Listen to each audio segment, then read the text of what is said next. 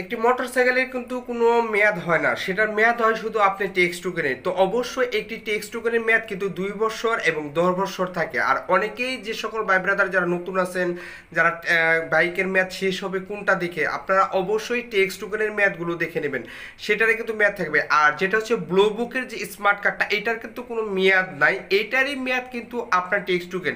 তাই আপনাদের উদ্দেশ্যে বলবো অবশ্যই আপনার ড্রাইভিং লাইসেন্স এবং আপনার মোটরসাইকেলের টেক্সট টোকেনের মেয়াদ আছে কিনা সেটা অবশ্যই দেখে নেবেন। তাহলেই কিন্তু আপনি খুব সহজেই বুঝতে পারবেন এবং সেটা কত বছরের জন্য করা, আপনি সেটা কিন্তু আপনার টেক্সট টোকেন দেখলে আপনি বুঝতে পারবেন। আর আপনার ড্রাইভিং লাইসেন্সের মেয়াদ পেশাদার হলে কিন্তু আপনার অবশ্যই 5 বছর, আর অপেশাদার হলে কিন্তু 10 বছর।